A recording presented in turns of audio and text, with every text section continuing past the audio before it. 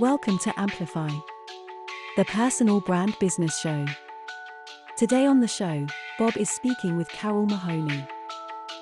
You have the steering wheel. You can decide which way you're going to steer, but your buyers have the gas and the brake. They decide how fast or how slow they go.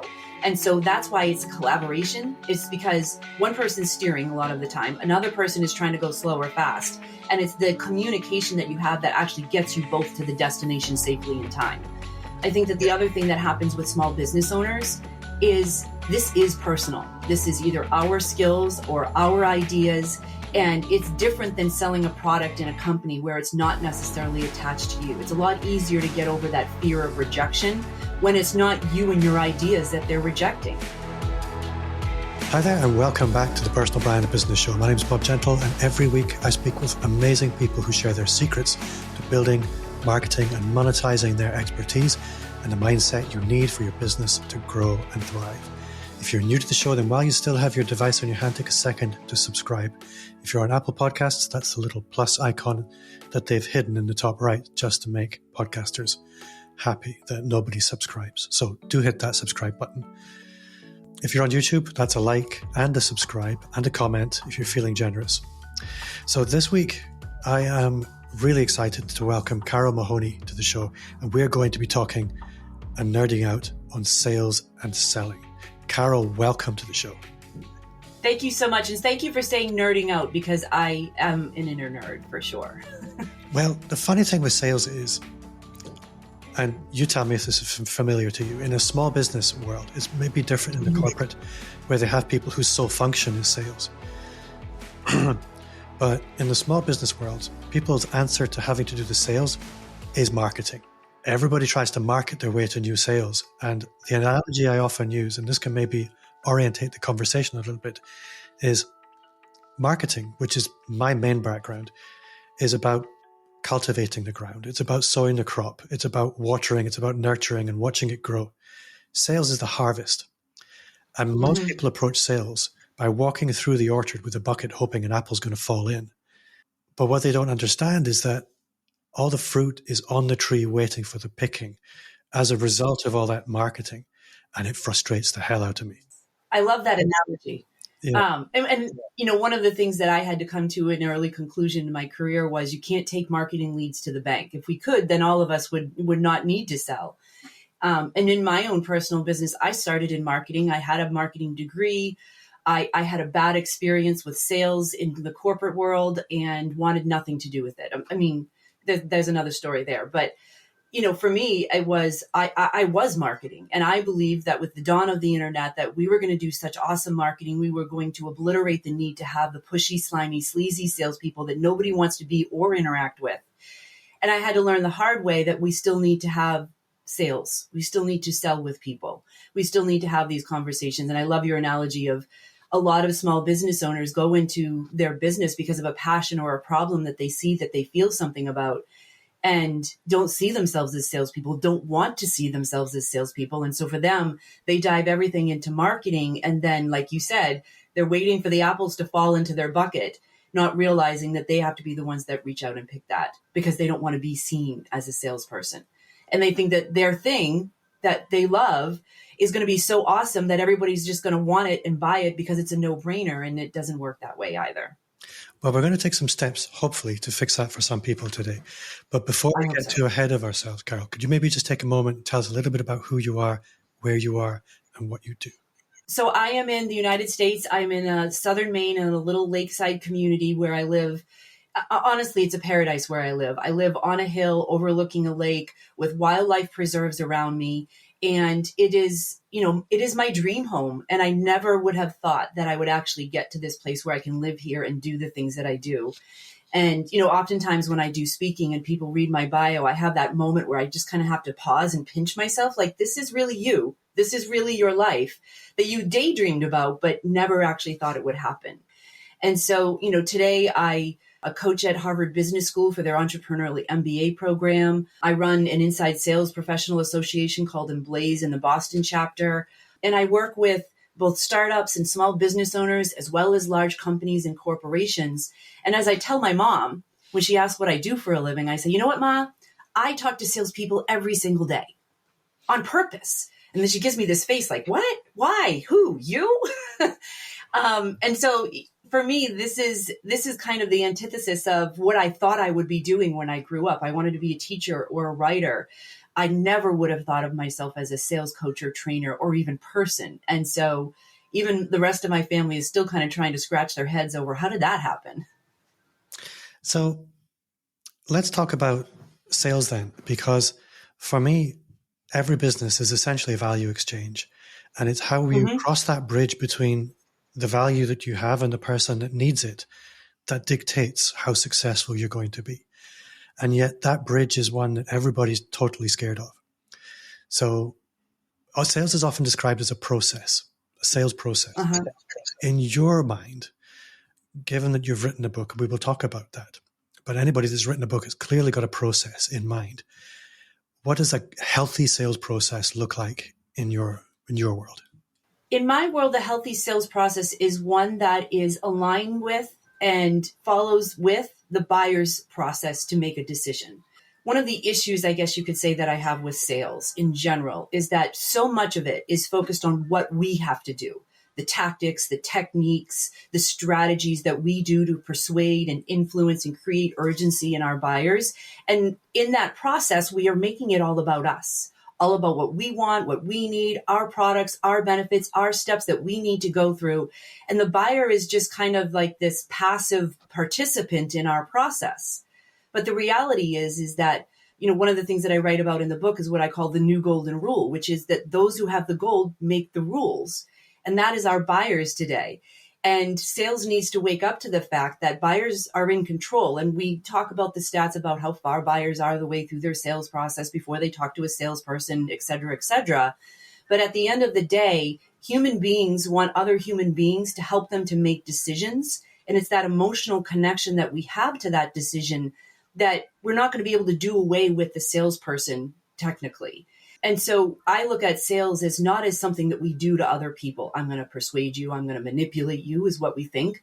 Instead, it's something that we do with them. It's a collaboration. And that is what my research tells me that buyers are actually wanting today. They want someone who's going to collaborate with them, help them see differently about their problem or their solution, share things with them that they might not fully know or realize so that they can feel comfortable and confident in making their decisions. But what often happens in sales processes, we have our discovery or our qualification, our presentation, demo, or proposal, and then our close. We're so focused on that, we're not paying attention to what's going on with our buyers. And so our buyers feel like they're not being listened to. They feel like just another number, like you could be talking to anyone right now and you have no idea or understand me and my world and my unique challenges. And that's why sales has earned the reputation of being pushy, slimy, and sleazy, because we focus so much on what we need and what we want in the sales process and ignoring the needs of our buyer for the most part. And even though we'll say we're so buyer focused, we're customer focused, but there's actually surveys from LinkedIn that show that when they asked sellers, do you put your buyers first? And of course they said yes, but only a small fraction of their buyers actually agreed with that. And most of them said they don't understand us, they don't listen to us, they don't understand our problems and our situations. And I think that's why sales is in the state that it's in today. And it's time for us to have what I call the renaissance of sales, where we start with this is how I did it at my last company, and start with here's what the science and research and behavior research says about how people make decisions and how I need to be able to adjust to that. And the other thing is sales, not even sales, making decisions is not a linear process.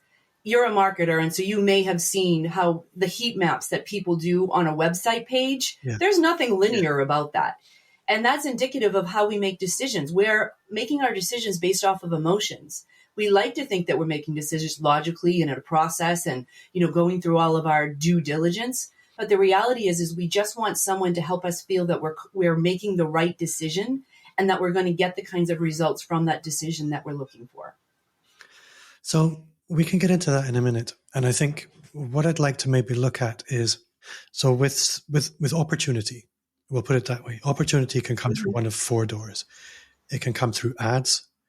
It can come through content and content marketing. It can come through our network and our relationships, or it can come through outbound activity. So the last two are our relationships and our network. Well, I guess content, and relationships. These are people who know of us or they've been referred to us, and they've decided they have a need before we encounter them. So this is inbound sales. Right. Outbound sales, go knocking on doors and saying, would you like to buy my thing? With inbound, superficially, it seems quite easy to be customer-led because they've put their hand up and said, I'd like to have a conversation about your stuff. So I'm going to put that on the straightforward chair for a moment.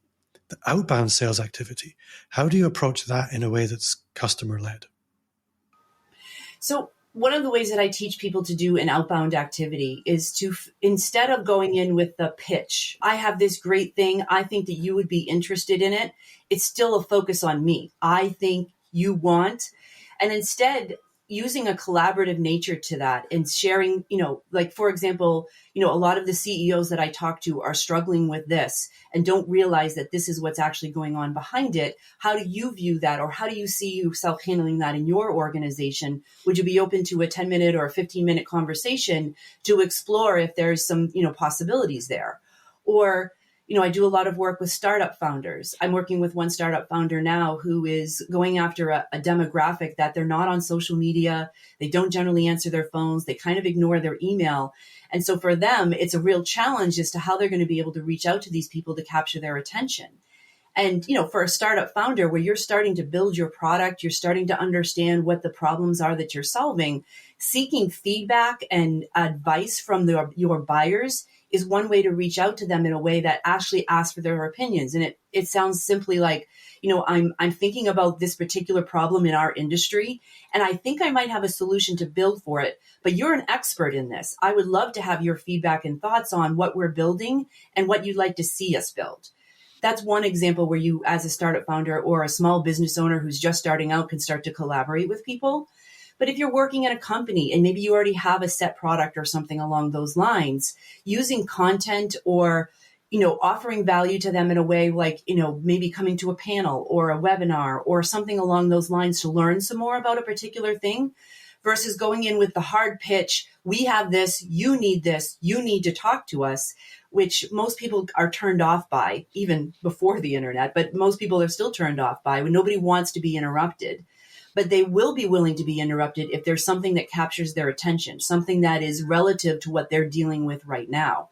And so one of the things that I emphasize in the book and in my trainings is that you need to do your research. You need to do your homework to embed yourself inside of the world of that particular buyer so that you can have the empathy for them to understand where they might be and where they might be coming from and where they're trying to get to. Instead, what I see happen is people get a list. They start, pummeling that list with outbound sequences or LinkedIn messages. I'm so-and-so. I have this. I know that you're interested in this because you're a small business owner. I can't even tell you how many of those I get in a day. It's not working. It's actually pushing people away. And so when people are seeking collaboration, they're seeking new thoughts, they're seeking new ideas. And so using your outbound motion to be able to do that. And I know that you had said there's inbound and there's outbound, but honestly, I think it's a combination of the two. It's creating the content that is going to appeal to people in the situations that they're in, and then going outbound with that, because if you're sitting and waiting for them to find it, good luck with that. But usually a proactive approach to put that in front of the people who you think is going to be most valuable with, asking for their input and their feedback on that. What are you seeing? How are you attacking this particular thing is a better approach that appeals to people than the pushy spamminess. What's really interesting listening to that is the more of a content creator you are, the more opportunity you have to interact in that manner. If you don't want to engage in any form of creativity or content creation, you're really going to struggle. Yeah. And there's so many ways to create content. Like I work with people who I don't like to write. They don't feel like they're comfortable on video yet. And, I was just talking with someone yesterday who was in that kind of situation. I don't have time to create content. I don't have time to figure out how to blog. I don't have time to sit down and do a video. But if you have someone who can do that and you can be kind of the muse that gives them the raw content, then that's one way that you can create content without having to take the time to figure out how to do it. But as an expert, you have all of this knowledge and maybe you just need to find someone that helps to draw that out of you so that you can then leverage that. honestly, that's what I do because I don't have time to create all of the videos that I do. I have my person, Alyssa, who I said, here, this is for you now to slice and dice. You know, I've worked with her and trained with her so that she understands my brand and my voice and my message. You know, she's read my book, I don't know how many times, but that's one way for small business owners to be able to do that. And if you're a salesperson in a company, you have an entire marketing team creating this content for you. And if you're doing your job well in your sales conversations, you should be gaining all kinds of insights that you can feed back to your marketing team to say, what kind of content do we have around this particular conversation? And then use that in your outbound sequences and in your follow-ups and your nurturing sequences. So there are a couple of key points that people struggle with in sales, in my experience. The first one is starting conversations. And we've kind of discussed that a little bit. Going from complete stranger to we're now talking. The next stage people often struggle with when they're not experienced in sales is pivoting, segueing that conversation into a clearly defined, okay, we're talking business now. This is a sales conversation. Mm-hmm. And a lot of the time, when that's not done well, it's not done with permission. I guess, how would you, the easy way to ask this, how do you train people to do that pivot, to make that migration from just chatting to, do you mind if we talk about our product? Yeah. So it's a transition that happens. And so say, for example, you're having a conversation with someone. I'll use our conversation as an example. So we're talking about the different aspects of sales and the different ways to put people into the top of the funnel. It sounds like that this is something that might be a challenge for you. What are some of the things that you've already tried to overcome this challenge? And what is it about those things that have worked for you? And what do you feel hasn't worked? And why do you think that is? And going down this conversation to really dig deeper into understanding how they're getting to the conclusions that they're getting, or why they're facing the challenges that they're facing and where they feel that comes from. You've already started a discovery conversation, which is a sales conversation. And so then transitioning that into, it sounds like these things have been a challenge for you for a while, and it's impacting your ability to grow the sales in your business, which is, and your goal is to be able to support your family. Would you be open to having a conversation about how we help people to do that and set up that conversation then? And you might even say something like, because you said that sales isn't something that comes naturally to you, I wonder if you've ever done any training on that before. Would you be open to having a conversation about what that might look like? And it's asking the permission, but then it's also summarizing what they've heard. And if you can, adding some insights into that. I hear a lot of small business owners that I talk with, they started it because they have a passion for this particular problem and solution. But then when it comes to sales, they have never been trained on it before, like you. And a lot of people, when they get into business, they don't see sales as something that's a natural skill set for them. And they feel like it's pushy and slimy and sleazy. But the reality is that sales is a exchange of value. And if you think of sales as a collaboration, how does that make you feel about going into a sales conversation now? And so kind of summarizing what you've heard and offering them some insights and following it up with a diagnostic question to understand what their thoughts and opinions are on something. The thing of it is that people actually enjoy answering those types of open-ended questions that ask them to share what it is that they think. In a study from Harvard, they actually did some fMRI, so the magnetic imaging of our brains, to see how people reacted when they are asked these kinds of open-ended questions where they are asked to state their opinions. And the thing that happens in our brains is it lights up the part of our brains where we form reward and pleasure and relationships and trust. We get dopamine that releases in our brains when we start talking about ourselves. That dopamine then leads to oxytocin. And that's what helps us to build trust and relationships with other people. That's what makes us feel good. And so transitioning that conversation to get them to share more about what they want and what they think actually starts the beginning of building trust and relationships with that individual. And so when you suggest, would you be open in having a conversation to dig into this more? They're like, yeah, I would love to dig into this more because now my brain's all lit up with dopamine and I want to talk about this even more. I think that dopamine, if it's the right conversation, it's hard to overemphasize how impactful that can be. Yeah. I think it's really interesting listening to you talk there, that one of the worries people have with sales is what happens if people say no? What happens if I'm rejected? Mm-hmm. And what's clear is the way you describe that, it's been practiced. And you only get the practice through the repetition. Mm-hmm. And so that rejection becomes an important part of the process because nobody's going to say yes all the time. It's not going to happen. Yeah. So you need to suck it up. And it's like going to learn to play tennis. I'm going to hit the ball all over the place. That's got to be okay because that's the price of getting good.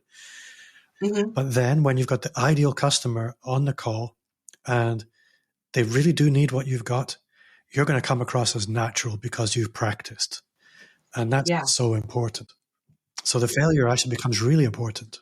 Yeah, it is absolutely critical to practice. One of the things that I tell my salespeople and my business owners that I work with is do not practice on your prospects. Do not practice on the people that you want to actually have a good conversation with.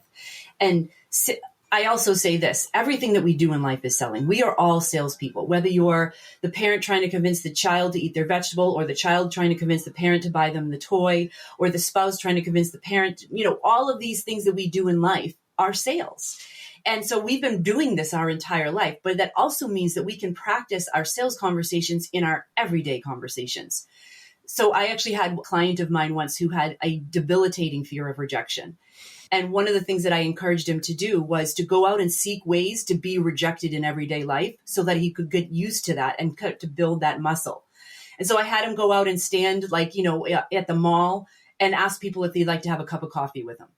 And after being rejected after that so many times, he was like, okay, this is not a big deal. Like my dog still loves me. Like life still goes on just because someone said, no, it's not the end of the world. And I think the other part of being able to handle the rejection in sales is to be able to truly understand your own value and not seeking approval from other people, but seeking approval from the people in your life that actually matter, your family, your friends, yourself. And that's, just one way that everyday life activities that we can do that are going to help us in our sales conversations. Another thing that I teach and train to a lot is the ability to actively listen and ask good open-ended questions, which seems very simple. But when you get into these high pressure situations, you need this deal to close, you need this ideal buyer to be able to buy from you. All of that pressure creates an emotional involvement in it.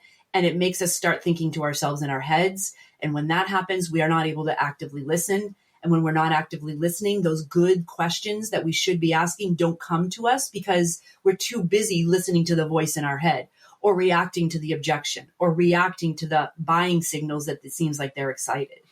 And so practicing in our everyday lives of ways to manage our emotions, whether that's through yoga or meditation or exercise, there's a lot of ways that we can manage our emotions in our day-to-day, or being able to be handling our own need for approval, to be seen a certain way and seeking validation, not from others, but from ourselves and from those that are close to us. These are small ways that we can practice in our sales conversations so that when we get into these conversations, we're not hindered by these beliefs and mindsets that are going to get in our way of doing the things that we know we should do, we know that we can do. But somehow in that moment, we either forget or we chicken out, like we think of that question that's a little prickly, maybe a little tough to ask, and we chicken out because we don't want to upset the person because people need to like me in order to buy from me, we believe.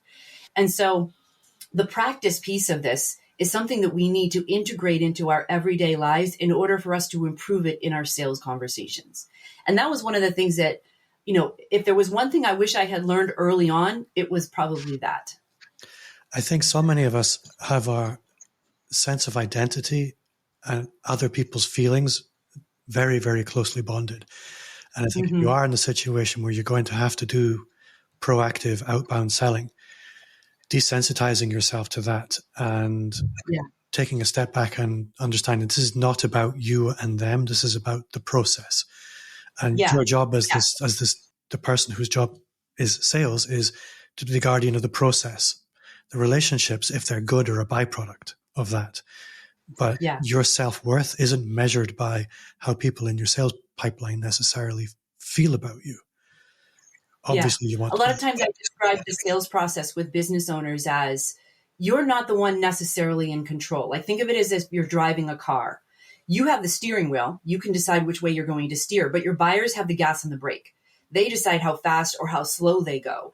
And so that's why it's a collaboration. It's because one person's steering a lot of the time. Another person is trying to go slow or fast. And it's the communication that you have that actually gets you both to the destination safely in time.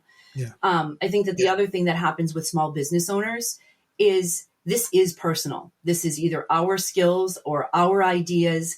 And it's different than selling a product in a company where it's not necessarily attached to you. It's a lot easier to get over that fear of rejection when it's not you and your ideas that they're rejecting. Yeah. And so to be able to disassociate ourselves from our business and that it's not necessarily our identities, that's a hard thing for a lot of business owners to do, but it's absolutely critical for you to be successful in sales.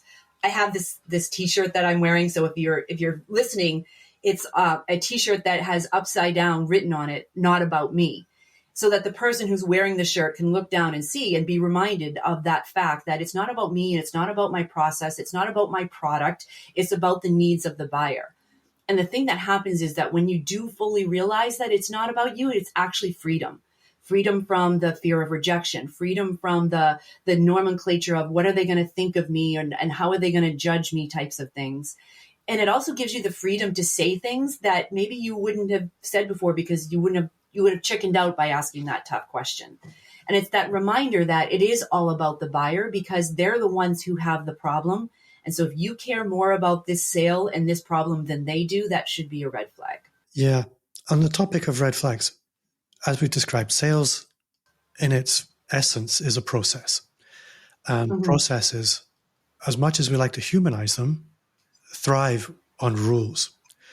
And I'm curious to hear from you, what are your key maxims in terms of the rules of the road in the sales pipeline? What are your absolute do's and don'ts? So these are my red flags. These are the things that if these red flags pop up, then there's some concern as to the viability of this opportunity. The first one is if you're not talking to the decision maker at some point in the sales process. It's, let's take inbound leads, for example. Most of the time, 99.9% of the time, it's not going to be the person who's going to be making the decision that's the inbound lead. It's typically going to be a manager or an end user or an influencer or a champion who wants to learn more, and they're trying to build some type of internal business case in order to make some type of a change happen. And what a lot of people do, especially small business owners, is they focus on that one person who's their champion to be able to run the rest of the process with them. If that person's not willing at some point to introduce you to the economic decision maker, that is a huge red flag because it is not the same perspective between a decision maker a lot of times and the end user or the influencer.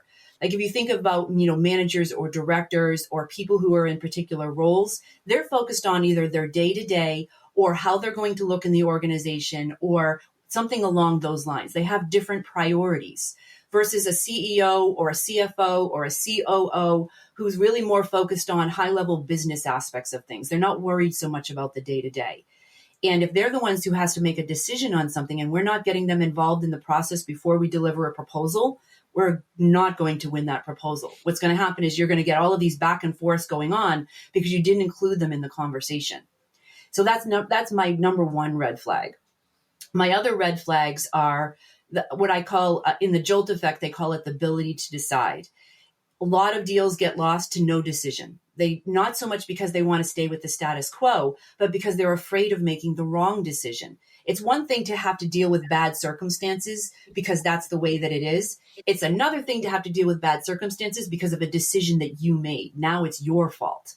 And buyers and decision makers don't want to make a bad decision that's going to reflect badly on them.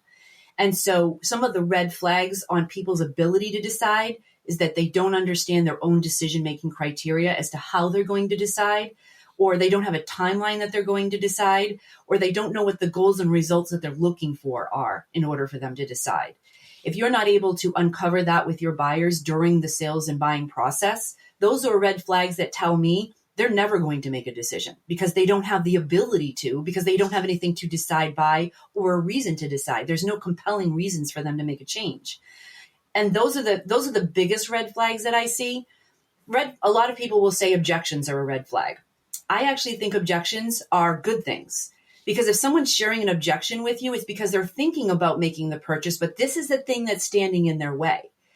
And a lot of times sellers get nervous when they hear objections because they don't know how to respond to them. It's an emotional defensive reaction. Our lizard brain starts to kick in. And then we start telling them about why they should and why they're wrong about their objection.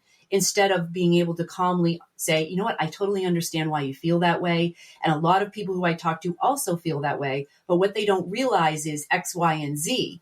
And you shared with me that A, B, and C is really important to you in order for you to achieve this particular goal. And so reframing objections with people is about being able to understand where it is that that's coming from and saying, you know what, you have a valid point there, but did you know this, or had you considered that? And you had shared that this was important, is a different way to handle those objections. And one of the things that I like to say to people is, if your buyers aren't bringing up objections, then you need to bring them up. And in fact, if you can bring up an objection before your buyer does, you're immediately starting to build trust with them, because you're not just telling them what they want to hear. You're saying, you know what, I talk to a lot of people who want to increase their sales. However, a lot of times what happens is that they don't necessarily have the time to devote to improving their sales. What does your schedule look like, and how you're going to be able to integrate some of the coaching that we're going to be able to do together on a weekly basis? Because otherwise, this might not be the best solution for you. And maybe you want to consider doing something else like this instead.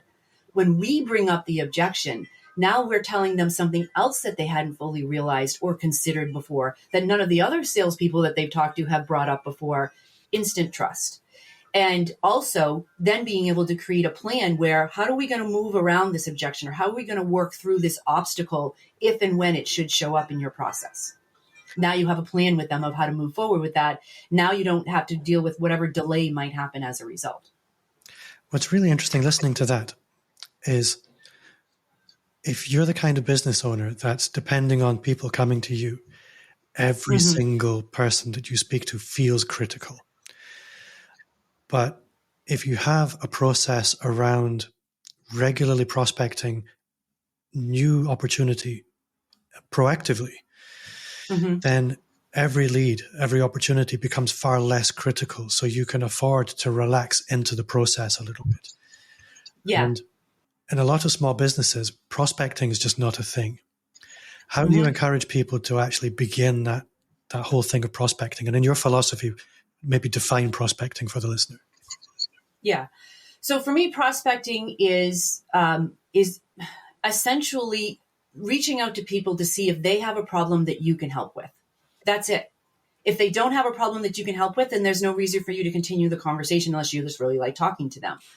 I look at it this way, is you either are the kind of person who's going to see somebody carrying a bunch of things in their hand, trying to walk down the sidewalk, and then they trip and fall and twist their ankle. You have two choices. You're either going to be the kind of person who stops what they're doing and goes over to ask or offer help for them, even if they don't raise their hand for it, or you're going to be the kind of person who walks by and waits for them to raise their hand. I think of prospecting as the person who's going to go over to someone who sees someone struggling and say, can I help? Versus the person that's just going to wait for them to raise their hand to ask, because if they didn't ask, then they don't need help. Not necessarily true. And so it's almost our ethical responsibility to reach out to people to see if they need help with things, because that's what we're here for, to help each other. That's what makes the world a better place. And so prospecting, again, it's not about you. It's about them. And if they don't have a problem, that's okay. You move on to the next one. And the way that I typically have people start with it, it's like any behavior change. You want to start with something small that you can build off of. So if you're not doing any prospecting today, then the simplest way to start is just pick one person that you're going to reach out to today. It's one more person than you reached out to yesterday. And then the next day, you do it again. Maybe you add two more people that you're going to reach out to. And so every day you start building on that. It's like exercise. You don't start off lifting 125 pounds. You start off lifting maybe 3 pounds or 5 pounds, and you start to build that up over time. And as your muscles get stronger, you're able to do more. And then it becomes a habit.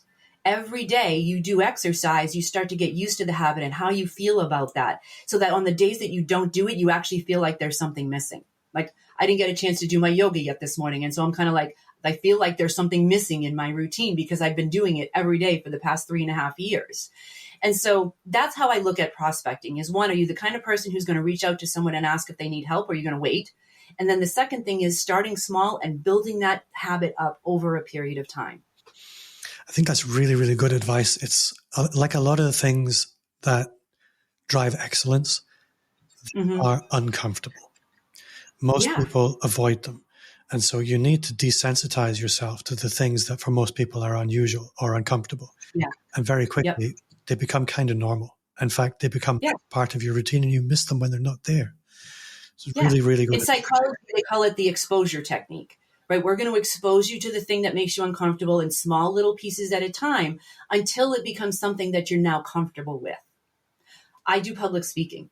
I used to have debilitating stage fright, like debilitating as in couldn't sleep for the nights before, would be so nervous and shaky. I sounded like Kermit the Frog on the call or the phone or whatever it was that I was doing.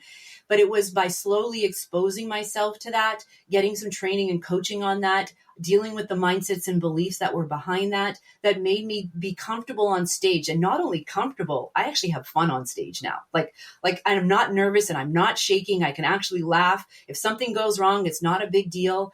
And that was something that took me several years to build up that muscle for, but I had to start exposing myself to it in small ways to get there. Again, brilliant advice that I'm actually taking personally on the speaking side of things.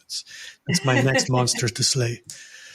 You've written a book. I haven't had any conversation about the book yet, and I'll feel like a real.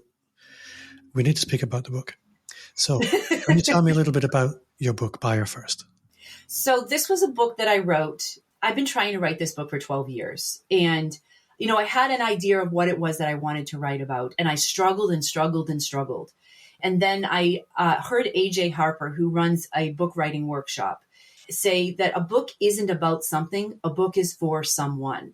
And it was kind of this light bulb moment for me, because I tell people all the time, it's not about you, it's about your buyer. It's about, for her, it's not about you, it's all about your reader. And so at the moment that I decided who this book was for, it made it much easier for me to start writing this book. And honestly, this book was the book that I wish that I had 20 years ago when I first started my business. Because, you can kind of see that I have this bookshelf behind me of all of these different types of sales and marketing books. The problem is that most of these books are written for people who work inside of companies, with the exception of some of the marketing books, because small business owners see marketing as sales. And there were no sales books written for the small business owner who has to do the selling and the delivering themselves, or the startup founder who has to do the selling to develop the product. And what was happening was that, we had said before, selling in a company is different than selling yourself in a business. And I struggled with sales. No matter how many sales books I read, I couldn't understand why it wasn't working for me. And so this is a book that I wrote for the small business owner who has to sell, doesn't necessarily see themselves as a salesperson, maybe even see sales pushy and slimy and sleazy. How do they go about actually starting to do that? And so I spent a good 10 years doing some research, testing that research on myself, testing that research on my clients, to then come up with what I call the collaborative selling framework of how we can engage with buyers in a way that they actually like, that they actually will engage and enjoy and start to move things forward. And so this is a book that really talks about how selling isn't something that we do to other people. It's something that we do with them. And that sales isn't just a numbers game, it's a mental game. And so dealing with the mental side of sales, because how we think about things becomes how we do things. And if we can change how we think about things, then we can do things differently. We can get better results. And that's the thing that I wanted to focus on in this book. It's not necessarily always about what you do, but how you think about what you do that's going to make the difference. And that was the thing that made the difference for me. And I wanted to be able to share that for people, because I knew, like, with the pandemic happening and so many people had left the workforce and so many of those people went and started their own businesses, I knew that they were going to come up against the same roadblock that I did, where they had to decide, do I figure out how to sell or do I go get a job? And for me, job was a 4-letter word that I just didn't want to go down again. I hear you there. I think your ability to sell is really what will make or break a business. No sales, no business. And exactly. For me, it makes me really sad that I see amazing, inspiring, really delightful people not thriving purely down to because of how they feel about sales. It's not about their ability. It's about the mindset. So I think you've hit the nail right on the head with the book. I'm waiting for my copy to arrive. It's not here yet. When it does. Well, and the thing is there's so many books out there that talk about mindset, growth mindset, XYZ mindset. The thing that was missing from those books, and I love, like, Carol Dweck's book, Growth Mindset, one of my favorite books. But the thing that I struggled with in that book is it doesn't tell me necessarily how to change it. And I know that we can change our minds. I know that we can change our belief systems. And so that's what I really wanted to dig into was how do we go about actually starting to change our mindsets towards sales so that we can adopt the behaviors that buyers value. And in digging into that, I found that there's a couple of steps that we need to take. I call it a cognitive behavioral approach to sales performance, because cognitive behavioral approach is about addressing the negative beliefs that we have towards something and changing them into a positive one. And if we can do that for ourselves, we can do that with our buyers. And there's a couple of steps that are involved. The first one is, and I know when I say this, there's going to be some eye rolling that happens out there on the interwebs. But the very first step to that is setting your own personally meaningful goals. Just as you would need to do with your buyers to find out what their goals are to make a change, you need to identify what your goals are and why they matter to you in order for you to make this change. I mean, I don't know a business owner out there who doesn't want to get more clients. But that's obviously not enough of a personally meaningful goal for us to make a change. Otherwise, every business owner out there would be excellent at sales. And then the other part of that is doing through a specific process and setting those goals. So thinking about them, writing them down, creating action commitments of what we're going to do or learn or overcome in order to make that happen, sharing it with someone else that we'll hold ourselves accountable to and make regular reports to. And in all of my research, I found that people who do that are 298% more likely to be top sellers. 298% just by going through this exercise. And the other thing that was interesting in that analysis I did is that those people had 32% more selling skills than those who hadn't gone through that exercise. So setting these goals is what allows us or motivates us to actually start learning some more skills. And then the other step I found that was critical in us changing our mindsets is to become aware of where they're coming from. I call it like digging into your sales origin story. Like we've all had those experiences with salespeople that have given us a nasty taste in our mouth. But it's actually examining what that is and how it shows up for you and where it comes from and what the belief system is around that. And then doing some cognitive behavioral techniques around that to start to shift how we see those things. And then the third step was really getting specific on what are the mindsets that are getting in my way. You know, one of the reasons I think that people struggle so much to get healthy and lose weight is because we're told we need to exercise more. We need to eat more vegetables. But the problem with that is that's such generalized big picture advice that it's hard for us to apply because it's not specific to us. It's the difference between telling someone, you know what, you need to exercise more and you need to spend 15 minutes doing yoga every day. It's very specific. Yeah. And so with our sales mindsets, it's being specific about what is the mindset that's getting in my way. How is it getting in my way? What's the belief system behind that? And how do I replace that belief system to change the mindset to adopt the behavior? So that's really what I dug into the book, and then combine that with how do people make decisions today? We talk about, you know, the research about how people react when we ask certain questions, about how they make their decisions. And by combining these two things together, what I've been hearing from my readers, I had someone email me just the other day, said, you just helped me to save my business. And that's the reason why I wrote the book. Yeah, you know, I wanted to help people, but when I get messages like that, that's when the dopamine in my brain starts to light up. I think it's one of the things that I keep coming back to again and again is that when you grow, your business will grow. And that's fundamental for sales. Yeah. You can't be a good salesperson if you're not a good person. And becoming a good salesperson, it changed me. I say this often, but when I started going through this process for myself, I realized the impact it was starting to make even before I started getting better at sales. When my kids came to me and said, you know what, Mom? You yell a lot less than you used to. And I was like kind of crying and weepy at the same time. But that's when I realized that how this is impacting my personal life is also going to be the thing that impacts my professional life.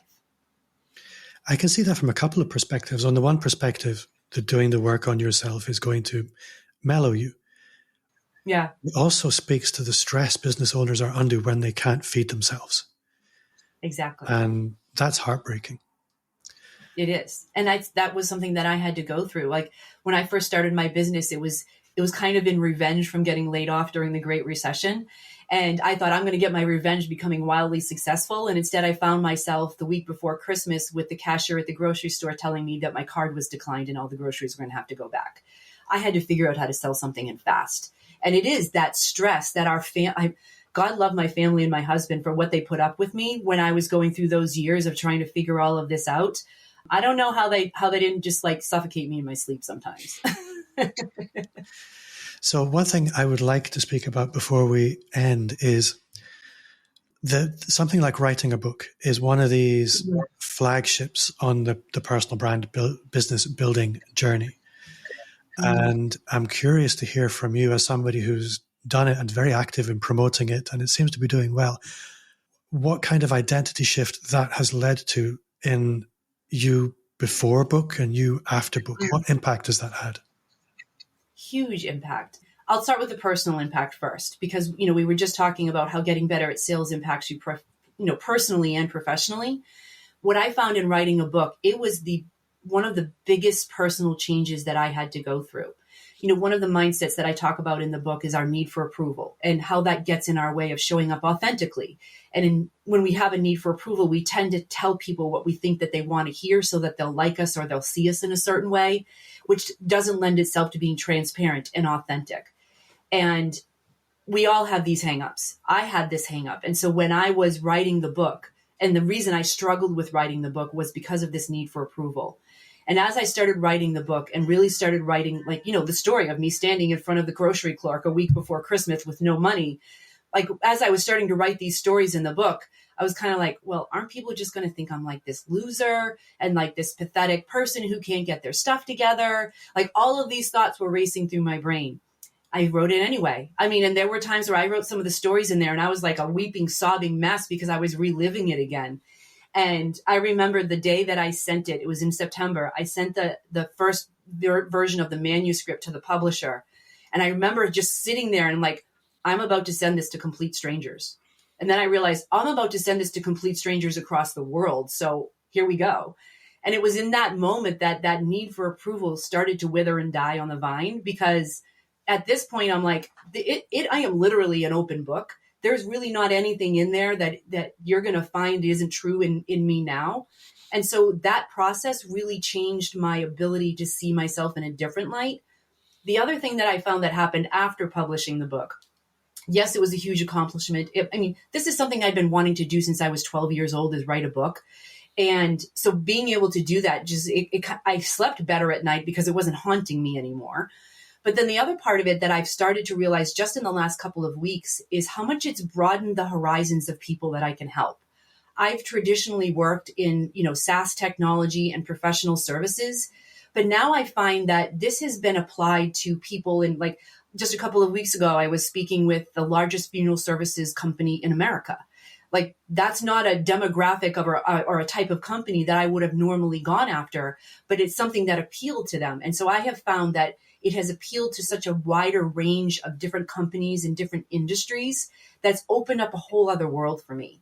And it's kind of revived me again in my own business, because I'm starting to see what kind of an impact that this can have in other ways and other places that I never would have thought before. And, when people message me still and say that the impact that the book had on them, it's still kind of like that Christmas morning moment for me where I'm like, oh, okay, cool. I never would have thought of it that way, or I never would have thought that it would apply to this way for someone. And so those, I think, are the personal things that have happened to me as a result of it. And on the branding side, obviously the following has increased and the email list has increased. The number of clients and opportunities that have come to me have increased. But I think for me, the most important part of it is how I feel about it myself and the impact that it's making on other people. Because I actually had a girlfriend ask me just a month before the book was published. She's like, so how do you feel about this? She's like, are you proud? And I said, you know what? Honestly, I feel relieved, because we all want to know that the work that we do has a positive impact in the world. And the feedback that I'm getting from people already before the book is even launched, because I had advanced readers, tells me that I'm on track to make that impact. And I started crying because it was something that was so personal to me. But at the same time, I realized that, this is kind of I told my husband, this is if I get hit by a bus tomorrow insurance, that people can learn from my own mistakes. I think there's probably an aspect as well that much when you put on clothes that you feel really smart in, you do things you wouldn't otherwise have done. You're more confident. You carry yourself kind of differently. That must be affecting how you approach your own sales now, in terms of pitching yourself for things you perhaps wouldn't have previously. Maybe being a little bit more courageous because you feel like you present differently. Yeah. I have noticed that my sales conversations have gotten much more interesting because a lot of times they've read the book before they talk to me. And I actually was on a sales conversation just the other day and I said, well, I feel a little bit on the hot seat right now because you know all of my tricks and tactics. So, and it was just funny. Like I would ask a certain question, like, is that on page so-and-so? I'm like, yes, it is. A book is really one of the pinnacles of content and content marketing. And one of the nice things about that you allude to is by the time people come to you, they've already decided they like you. And that does make the sales conversation much more natural and much easier a lot of the time. Yeah, it definitely makes it much faster for sure. I think I'm still getting used to that. I mean, it's only been about 6 months since I launched the book. And so I'm excited to see the other ways that people are going to apply this and what they take away from it. But, you know, and also how it's impacting my own sales and my own business. Like where, you know, right now we're trying to figure out how are we going to scale this thing? Because right now it's just me and a small team. So we need to figure out how are we going to be able to get this into more people's hands without me working 80 hours a week. We can talk after. When I meet people that present as outrageously competent, and you do, I have to ask the question, where in your business do you actually struggle? Where are things a bit of a car crash? You don't have to go that far. I'm trying to decide which one to share. You know, one of the things that's a bit of a car crash for me right now, I think is, I mean, cash flow is always something that's tough. Writing a book is expensive and it is a big investment both in time and money. So cash flow is always a challenge, which I actually have been able to recently rectify that. But I think for me right now, the biggest challenge is the time challenge where that like I only have so much time in a day. I'm trying to be healthy and to take good care of myself so that I don't burn out or get sick every time I go somewhere, which is still a challenge. And so that's really the challenge for me is where trying to decide what are the pieces that I can't quite let go of yet. And what are the pieces that I need to find someone else to be able to take over for me? And so I think, you know, one of the things that I'm looking at is hiring a virtual assistant or someone who is going to be kind of like handles the travel, handles all of the, you know, the ins and outs and the administrative side of things, but then also can handle, you know, like when I'm gone and I'm, you know, on a stage somewhere or I'm on a plane somewhere, having someone who's like my, you know, the Robin to my Batman, who can pick up some of the pieces and slack of some types of things. And I think the other thing that's the biggest struggle for me, my husband retires in 5 years. I'm building up a speaking business as a result of this. And so then it's like, okay, what do I do with the training and coaching side of the business? How do I continue to grow and scale that? Do I go the route of hiring trainers and having employees? Do I go the route of doing a certification process to have other entrepreneurs be able to do this? Or is there a third option out there somewhere that I'm not even quite aware of yet? And so it's that planning the exit strategy piece for one part of the business that's a really big challenge right now, because I don't have a clear insight as to what the best directions to go in. And I find that this is also the challenge that seasoned small business owners have is, okay, I've gotten the success and I think I know how to scale it, but I don't know how to make it not be dependent on me yet. Mm. Yeah, that's the universal problem of a successful solopreneur business. Yes, exactly. And I don't know yet. I haven't made the decision yet, and I'm still exploring the options. So if you're listening and you have some ideas for me, I'm more than willing to listen. Well, I think I have a referral for you. Oh, good. Anyway, I've really enjoyed this conversation. I'm really grateful for your time. If somebody's listening and they're thinking, I need to get me some more Carole Mahoney, where can they find out more about you?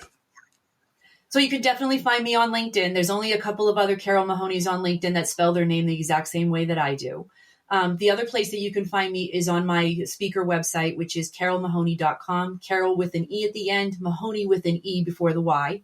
Those are probably the two best places to find me. You'll have, there are forms there. If one of the links I think that we're going to share with everyone is the book order page. And then on that page, there is a form that if once you've purchased the book, we're going to be doing monthly group sessions, like a Q&A group coaching kind of thing, where you can ask me anything and I will give you whatever advice that I can for absolutely for free.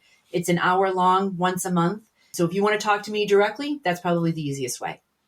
So Carole, I guess that does leave us my last question, which is what's one thing you do now that you wish you'd started 5 years ago? Speaking, definitely. I wish I had started doing that sooner because it's opened up so many doors. And, I had to go through a process to learn how to be a speaker. One of my favorite organizations is a company called Heroic, where they really dive deep into the speaking side of things. And so shout out to Amy and Michael Port there. I wish I had done that sooner because like writing, I actually wrote the book as a result of people who I met through that organization and that program. And so I wished I had done it sooner. I actually was one of those things where I had gone to one of their group kind of sessions and thought at the time that this was out of reach for me, and then decided 3 or 4 years later that I'm just going to take the leap. I wish I had taken the leap sooner. I've read all of Michael Port's books, and he is a legend in my world. So yes, kudos for that. It's not something I've done yet.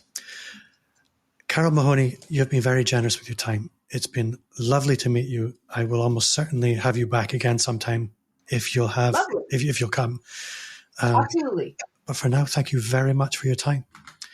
Thank you so much for having me on. It's been my pleasure. So that does bring us to the end of another episode. I hope you at home have enjoyed listening to it or watching on YouTube. Like, subscribe, and comment. If you did enjoy listening to it, then I would invite you to leave a 5-star review wherever you listen to podcasts.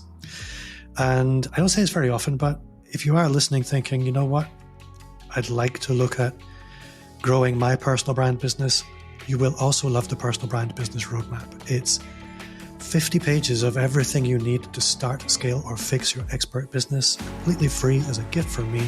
Just visit amplifyme.agency/roadmap. Carole Mahoney, you've been awesome. Thank you very much, everyone at home, for listening, and see you next time. Bye, everyone.